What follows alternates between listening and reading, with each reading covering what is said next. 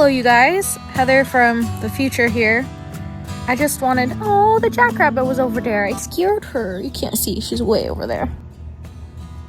It's okay, Miss Jackrabbit. She said, I'm not worried. I'm just putting some space between you and me.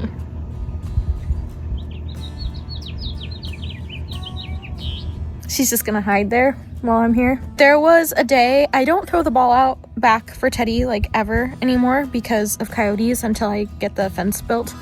There was a day where the wind was blowing like 40 miles an hour and Teddy was not deterred and he needed to go poo-poo and all that jazz. And so I threw the ball standing here on the patio instead of going for a walk. And he lost it because he is out of practice. He doesn't play ball very much anymore. And went running around looking for it and flushed a jackrabbit out of a bush. It was hiding just like that one is now. It's probably the same jackrabbit. They went for a big old chase. Teddy chased after it. They're about the same speed because Teddy's very fast. But once he got to the driveway, he kind of was like, oh, well, it's gone. He didn't follow it out of the driveway, which is strange because he usually doesn't have any qualms about running off into the desert, unfortunately. She's eating the creosote bush. I'm watching her. She's so cute. Oh my gosh. Anyways, that's not what I was here to tell you guys. So I had my first live stream on Sunday. That's the footage that you're going to see here. But I wanted to pop on and say first that if you were there for the live stream, first of all, thank you. There was a smattering of people who popped in and out and it was really fun. I really appreciate you guys hopping in. And if you were there, stick around or even just jump to the end of the video because I kind of just left you all in the middle of the project and now I have like the end. Like I can show you guys like the final product. And if you weren't there for the live stream, this video is going to be like cut together of what I did. I was repotting some cactuses. People in the live stream have a chance to ask questions. And so it kind of turned into a little Q&A. And so I think for the sake of the video, I am going to do the Q&A in an order that makes sense, whether or not that's the order that it happened in real life. So if you see like cactuses jumping around and like this was repotted and now it's not repotted and now it is repotted and like the cactuses won't be in order, I am going to put like the topics in an order that makes sense for the topics. The other thing is, because it's my first live stream, there was quite a bit of buffering. I looked into it afterwards and I'm actually not 100% sure that it's me or my internet. Like I didn't have packet loss. My upload speed was like 30 megabits per second. So it possibly was a YouTube problem. You know, maybe everybody live streams on Sunday mornings and so it's just like a bad time to live stream. I don't know. We'll have to test it out and try it again sometime. I did do like an unlisted one and had my mom hop on and it was still doing it later. So hopefully when I edit the video, the buffering isn't too bad. But if it is, I apologize in advance. If you missed this live stream, make sure that you're subscribed and you hit the notification bell. The notification bell will let you know, hey, she's live. I also tried to remember to post on my Instagram. I posted yesterday on my Instagram, hey, I'm going to do a live, but then like in the heat of the moment, I forgot to share and say I am live. So Instagram is like a backup, I would say, or just like, hey, this is the plan.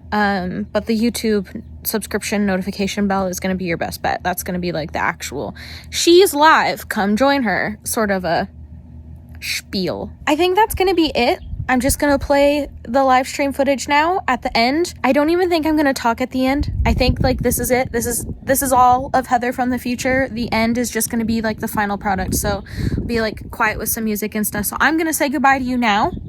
And then you're going to see me from like this morning. And then you're going to see the after. Hopefully that works out for you guys. If not, you're stuck because that's what I'm doing. I will see you all in my next video. Bye. All right, well, we're gonna try and do this thing. It's very, very strange. I've never live streamed before, so I feel very, very silly talking to nothing, even though you would think it'd be like the same thing talking to nothing when you're like filming a video. but knowing that you guys are watching, it's like not the same thing. If I'm filming a video, I can just like babble and then cut it all out, and then no one will ever know that I said something silly and stupid. I got brand new gloves because my other leather gloves are falling apart. I can't hardly get them on, but when you're touching cactuses, you need something really stiff. So, yeah, what we're gonna do today, I have so many cactuses that need repotted, and I've been procrastinating it for a really long time. I mean, like, months. It was on the list of things to do when my mom was here, and we didn't do it, and that was like 2 months ago.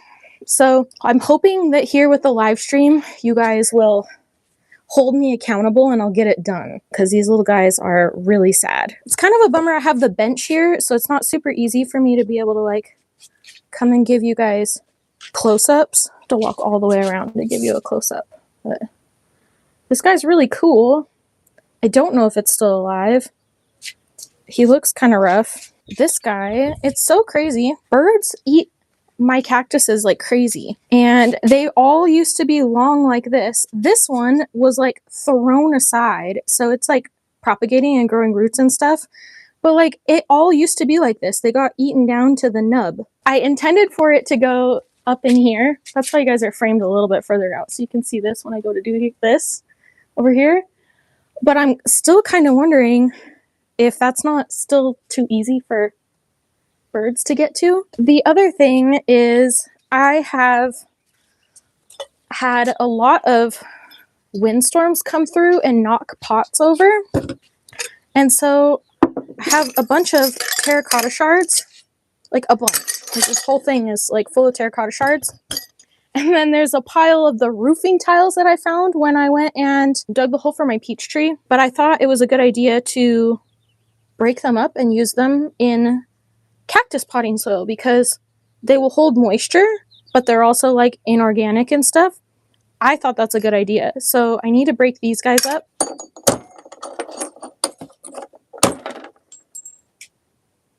I'm gonna get safety glasses.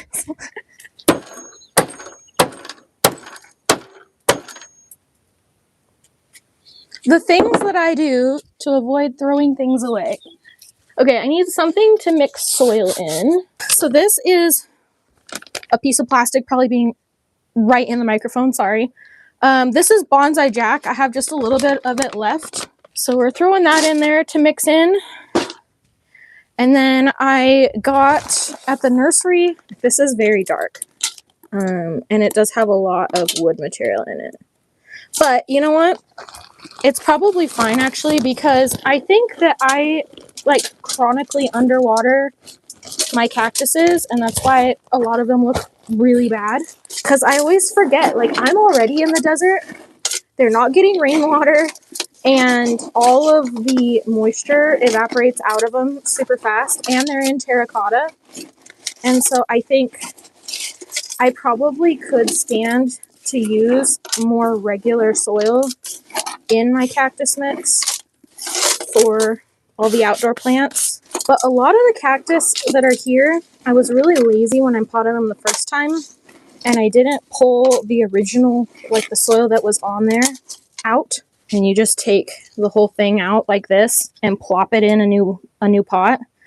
This soil is different from the soil around it, especially if I put like this in a cactus soil. The cactus soil is going to drain so fast that this soil probably will never get moisture in it. It won't have a chance to intake the moisture. You kind of need to do this where you like break them apart. I'm actually thinking that this isn't alive still. Now that I'm looking at it. Hi, just found you. Good morning. Good morning to you too. So many cool things with your desert and your fruit orchard. Thank you so much. You're inspiring. I hope you're having an awesome day. I am having an awesome day because I'm with you guys. I've never done a live stream before. This is fun. How many people are here? 32! Holy cow.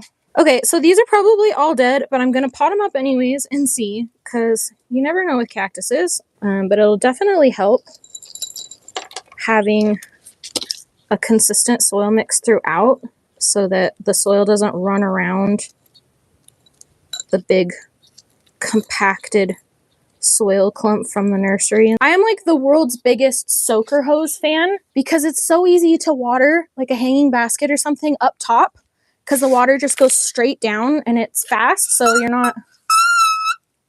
Calm down. I don't know why you're screaming at me. I went to Walmart, Home Depot, Lowe's. I looked through many places online. No one makes soaker nozzles anymore. They're all of their little adjustments.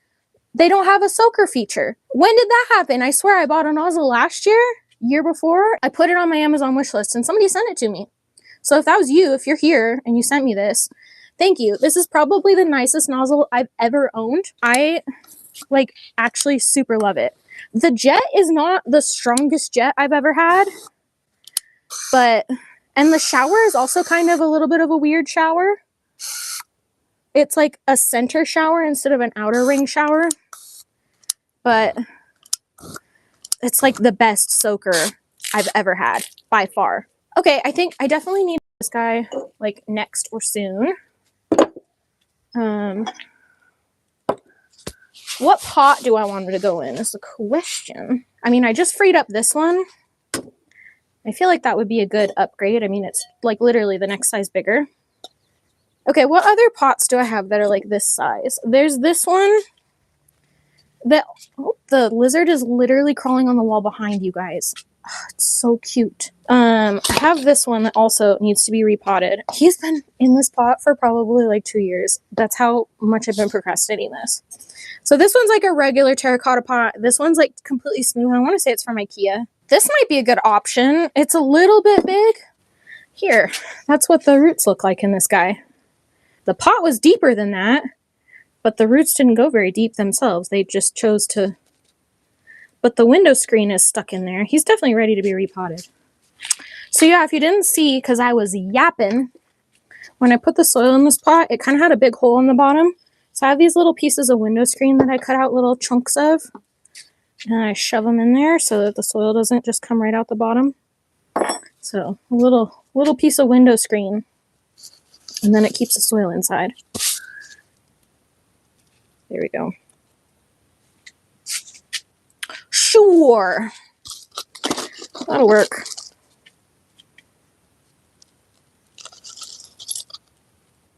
Aw, your videos add a sense of calmness to the world. That's such a compliment. Wow. Not that the rest of what you wrote wasn't nice too, but like that sentence in particular makes me feel really good. Okay, the other question was, why did I move out here? So, if you guys don't know my story, I lived in a van for 2 years. Here, let's back up even further. I am originally from Washington State, Eastern Washington, a really, really, really small town. And so I'm not going to say what town it is because there's too few people. I was like a super nerd in school, decided to go to community college directly out of high school to save money. Because my family is low income, I went to school on a Pell Grant. Like some people come through my YouTube channel chat and they're like, must be nice to be a trust fund kid. I'm like, I am the opposite of it with a Pell Grant and scholarships and everything. Worked my butt off for scholarships and everything because I knew that's the only way I could afford anything. Did my community college degree, went to my 4-year university, and was in the honors college for both my associates and my bachelor degree. And when you're in the honors college, they push all these scholarships on you. Like these national scholarships because it makes them look good. Like, look at all the national scholars that we have. So I did that. Very long story short with all of that. Ended up doing a master's degree in Germany. And I didn't actually get the scholarship. I was a semifinalist for it, which is really still saying something because it's like that prestigious of a scholarship that like they still only award like 100 semifinalists or something. I don't know the exact numbers now. But it's not very many people. So they make a big deal when you're the semifinalist. They're like, oh, it's such an honor to be a semifinalist. I'm like, but there's no money here for being a semifinalist. And the way that scholarship works is that you basically have to have applied to the school, have to be accepted to the school, have to have your flights booked, everything. You have to be ready to go. And then they do the awards in like August and my school program started in like September. So like in your head, you're like all ready to go. You have everything prepared. Your flights are booked. You're accepted into the school. You did all the admissions and the interviews and all that kind of stuff. And then a month before you find out I don't have money. So I decided to go and do it anyways. Again, still being very broke, but I was able to get Department of Education loans. So just regular student loans, even though my degree was in Germany. I didn't study abroad like, you know, a summer or whatever. I was directly enrolled to a university in Germany. Had a German student visa and everything. Like that degree program there are videos. Some of the earliest videos on my channel are from that program. I kind of started doing YouTube then. My most popular video, I think still today, but for a long time, was a day in the life of a master's student. So you can see kind of what my life looked like then, and you can see a little, what would I have been, like 22-year-old Heather. But that degree program kind of sucked, to be honest. I would not recommend it.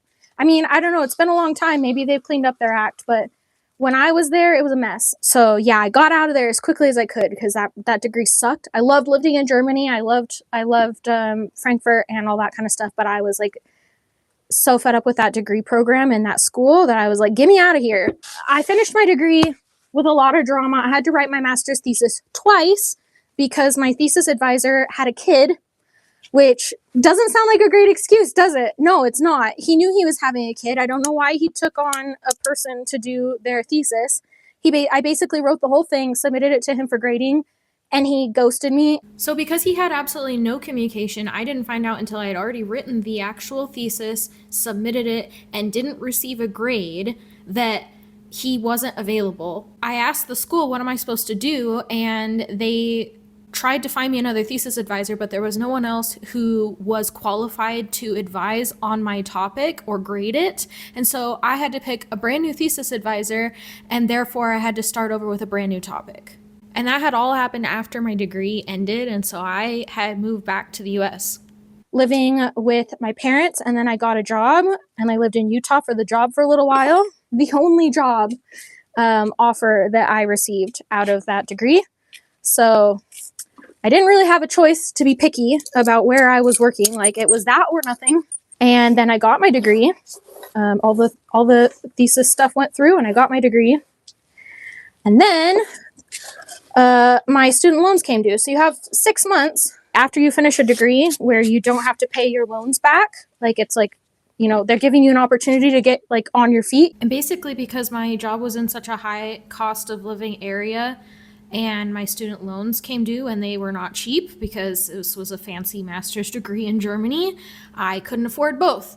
And I decided that I would move into a van and work at the same place I was working, but only doing it from a van. And originally, it was like truly desperate because my company wouldn't let us work remote. So I was living in a van and commuting into work and showering at the gym shower. And then COVID happened. And COVID's a really awful thing, but it's kind of nice for me. I just traveled around in the van, and yeah, I spent a lot of time here, and people were just so nice and friendly and helpful. And I don't know, I just like the culture here. And so I started looking, and I could afford it. Barely. I did the house hunting myself, basically. I just reached out to the listing agents, and I was like, hey, I'm interested in this property that you have listed. Can you show it to me? I don't have an agent. And the first person who actually answered me is the guy who ended up being my realtor. This property, he wasn't the listing agent for it, but I met him because he was the listing agent of another property that I didn't end up getting. I didn't have all the mortgage documents and stuff put together in time before that house sold. So yeah, it's kind of a long-winded answer for just like the answer being like vibes. I liked the vibe here. I'm like a lizard person. I like being warm. I hate being cold. And so that kind of precluded most of the US. So I wanted to be somewhere warm, and then it needed to be somewhere cheap that I could afford. And so there really wasn't a lot of options. And then this was the place that had the best vibes. I talked a long time without looking at chat. Cut out often. Oh, minus buff. Oh, so it wasn't the mic, it was buffering. That's so annoying. While I was yapping, I chopped these, and then I realized I probably should have chopped those yesterday so they had a chance to callus over. How is my leg? Any improvement? Kind of is a loaded question because I don't know the last, like, how up to date you guys all are on. I'll keep it brief for the people who have heard the story like 5 million times. 2 years ago, I had knee surgery. My kneecaps dislocate. They're just like in my leg wrong. And so the surgery was supposed to just be like super easy. And it like pulls the kneecap over so it's sitting in the knee more correctly so it doesn't dislocate. And in the knee surgery, they used a nerve block, which I have since learned is not standard practice for that surgery, but that surgeon did it. And I had some sort of an adverse reaction to that nerve block, and we'll probably never know what that is because for the first year plus, the doctor was like super, he still is, to be honest. He never has admitted to any wrongdoing or like even acknowledged that something could be wrong or anything. It's all just been like, oh yeah, you're fine, you'll get better, no problem, everything's fine. When like clearly it isn't, because I came out of the knee surgery with my left leg paralyzed, the quad muscle paralyzed. Long story short, 2 years later, I have just now gotten a neurologist, because a neurologist would be the one who is able to say like you're paralyzed, because that's like a neurology issue, not an orthopedist. So I got a neurologist a couple of months back, and he sent me back to physical therapy. I would say we're having like a mild amount of success, and I mean like so mild, like 100% improvement at physical therapy. But this physical therapist is like a motor neurology physical therapist. They're much more specialized. I don't know. I personally haven't felt like that was a huge difference. I feel like more or less we're doing the same exercises and stuff. Okay, that soil was like the original nursery pot soil, and so it was so dense and like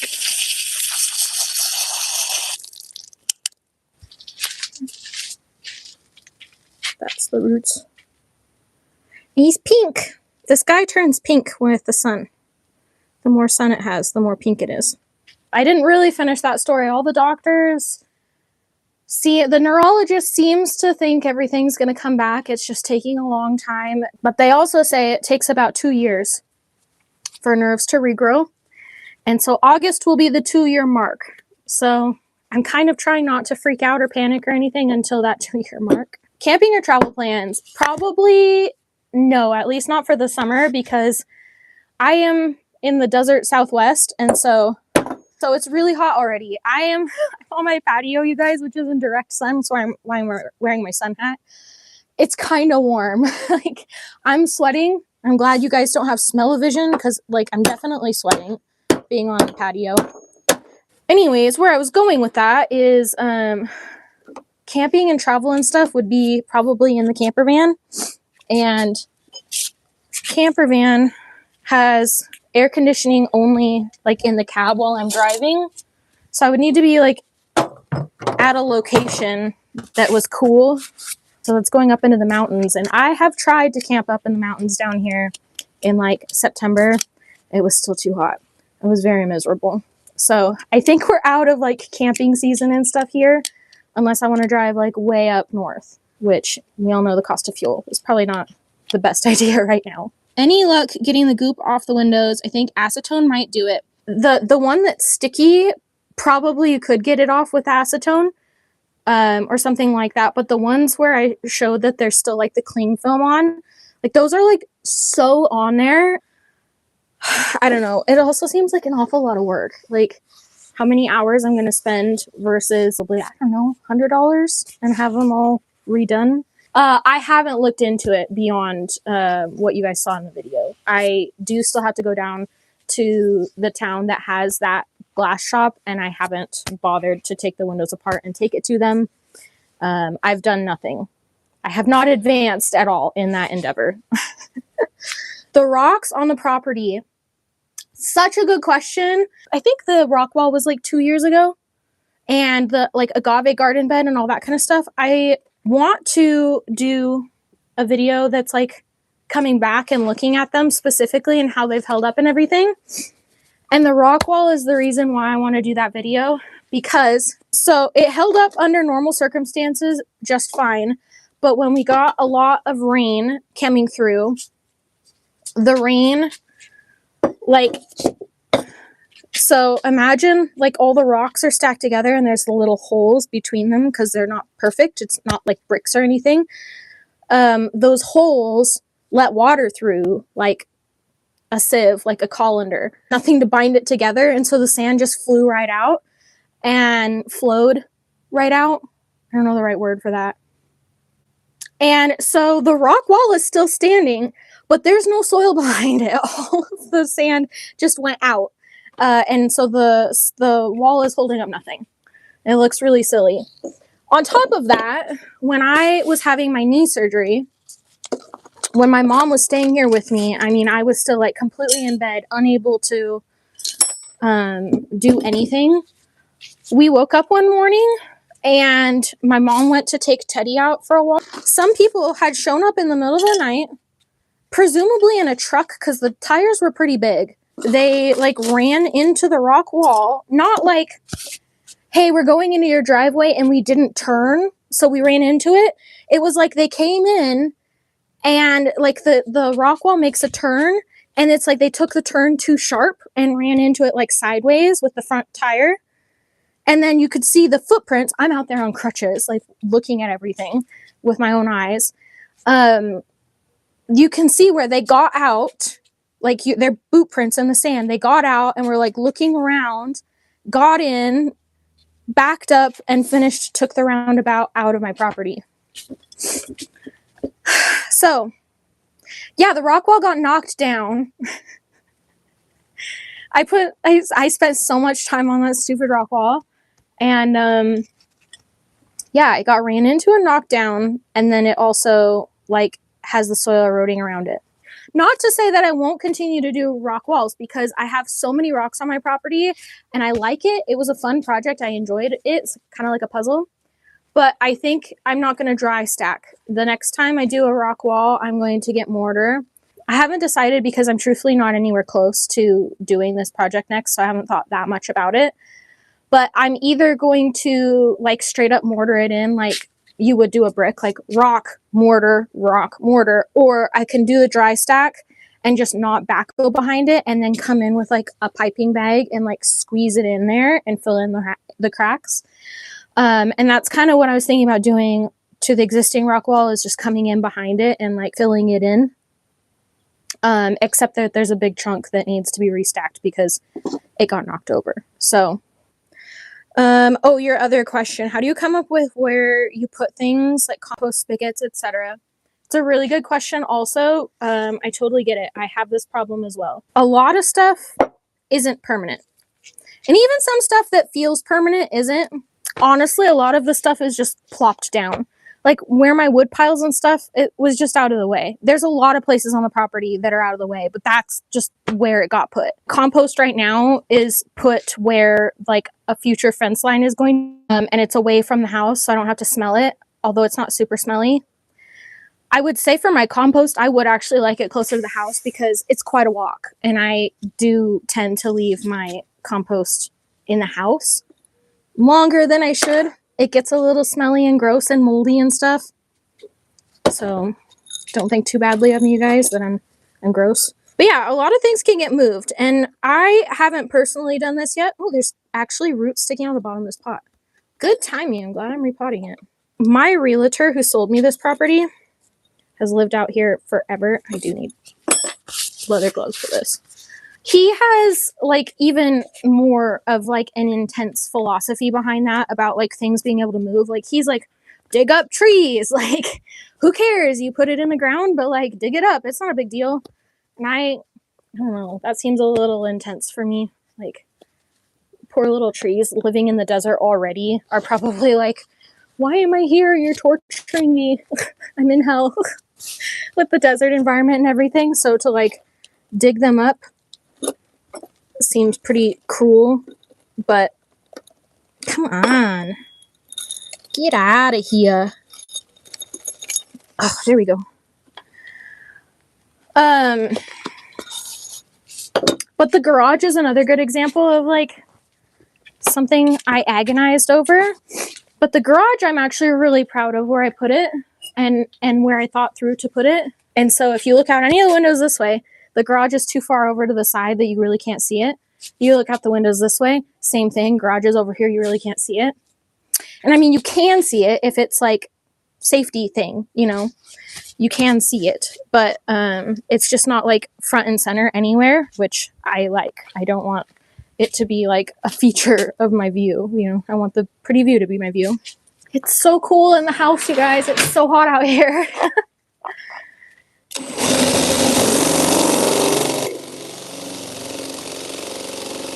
But yeah, to go back to your question, yeah, if I had a lot of money, I mean, it's not even, it's kind of the same question of just like, what are my plans?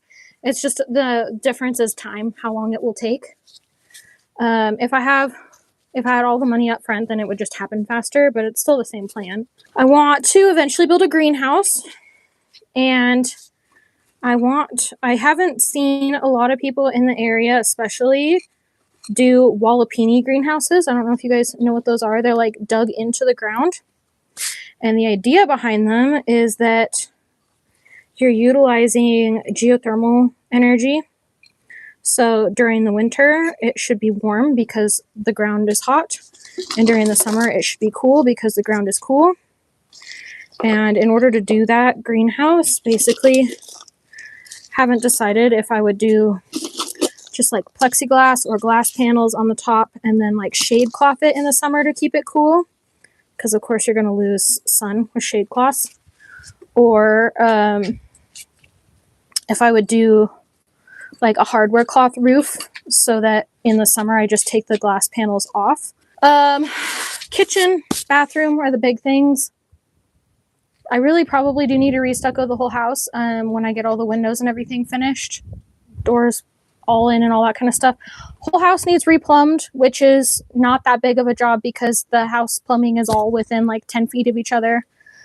Not rewiring the house. The electrical looks fine. It's old, especially in the original part of the homestead. It's old. It's not the type of wiring that you use nowadays. But I don't think it looks wrong or bad. There's nothing like dangerous about it. I would also like out here on the back patio to extend this out and put like a big like pergola over the top of it and maybe like a shade cloth over top and have like a whole outdoor kitchen area and all that kind of stuff. Seating and just like a really nice relaxing place here. What am I looking forward to? I don't even know, honestly. I'm really bad about that. I'm really bad at setting goals, you guys. I'm very much like a roll with the punches. Things happen as they happen.